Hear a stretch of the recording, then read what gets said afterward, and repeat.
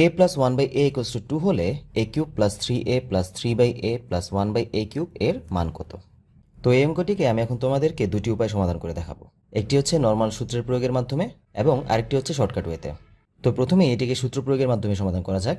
এখানে আমাদের ছিল a plus 1 by a equals to হচ্ছে 2। এখন আমরা এখানে দেখতে পাচ্ছি এই রাশিটির মধ্যে কিউব রয়েছে। তো আমি যদি এখানে উভয় পক্ষে কিউব করে দিই তাহলে পাবো a plus 1 by a whole cube equals to 2 cube. এটিকে a প্লাস বি হোল কিউবের সূত্রে ফেলা যায়, যেটি হচ্ছে a cube plus 3 a square b plus 3 a b square plus b cube equals to 2কে কিউব করলে হয় 8। তো এখান থেকে পাচ্ছি a কিউব প্লাস এখানে নিচে ছিল a, উপরে a স্কোয়ার, একটি a কাটা গেলে থাকবে 3a।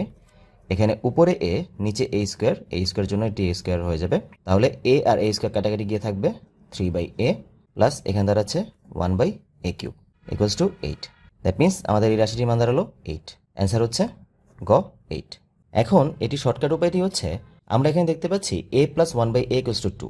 তো যেহেতু এখানে a plus 1 by a equals to 2, এখানে a এর মান কেবল শুধুমাত্র 1 হলেই কিন্তু 2 হওয়া পসিবল হয়। অর্থাৎ এর মান যদি 1 বসাই তাহলে 1 প্লাস 1 বাই 1, দ্যাট মিনস এটার মান 1 আসবে ইকুয়ালস টু 2। তার মানে এর মান যদি 1 হয় তখনই কেবলমাত্র এই পুরো রাশিটির মান 2 আসে। তো এখান থেকে আমরা পেলাম এর মান হচ্ছে 1। এখন যদি এখানে প্রত্যেকটি এর জায়গায় 1 বসিয়ে দিই তাহলে আসবে 1 কিউব, দ্যাট মিনস 1। 3 ইন্টু 1, তার মানে এটার মানও 3। 3 বাই 1, এটির মান 3। 1 বাই 1 কিউব, দ্যাট মিনস এটির মান হচ্ছে 1। তাহলে এটিকে যোগ করলে আসে 8।